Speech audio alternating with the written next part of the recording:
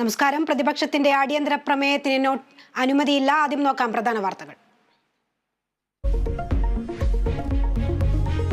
ക്ഷേമ പെൻഷൻ മുടങ്ങിയതിൽ നിയമസഭയിൽ അടിയന്തര പ്രമേയ നോട്ടീസ്. പെൻഷൻ മുടങ്ങിയതിൽ ആളുകൾ ജീവനൊടുക്കുന്നത് ചർച്ച ചെയ്യണമെന്ന ആവശ്യം. അടിയന്തര പ്രമേയത്തിന് അനുമതി നിഷേധിച്ച് സ്പീക്കർ. സഭയിൽ പ്ലക്കാർഡുകൾ ഉയർത്തി പ്രതിപക്ഷം. സംസ്ഥാനത്ത് മരുന്ന് ക്ഷാമമില്ലെന്ന് ചോദ്യോത്തരവേളയിൽ ആരോഗ്യമന്ത്രി.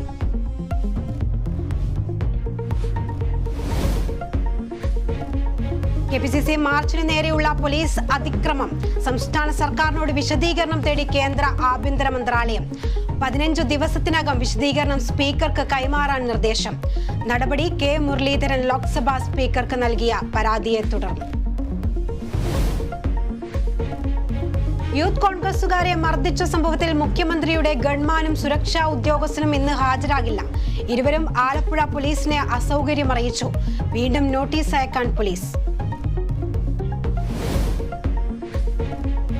മാത്യു കുഴൽനാടനെതിരെ ഭൂമി കയ്യേറ്റത്തിന് കേസെടുത്തത് ഭൂസംരക്ഷണ നിയമപ്രകാരം. ഹിയറിംഗിന് ഹാജരാകാൻ റവന്യൂ വകുപ്പ് നോട്ടീസ് നൽകി.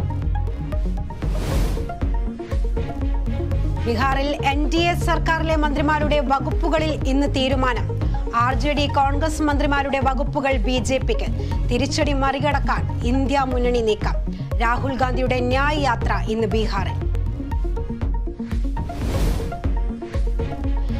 ജോർദാൻ ആക്രമണത്തിൽ തിരിച്ചടിക്കാൻ അമേരിക്ക. സ്ഥിതി വിലയിരുത്തി ജോ ബൈഡൻ. വെടിനിർത്തൽ ആവശ്യപ്പെട്ടുള്ള പാരീസ് ചർച്ചയിൽ പുരോഗതിയില്ല. ഗാസയിൽ 24 മണിക്കൂറിനിടെ കൊല്ലപ്പെട്ടത് 165 പേർ.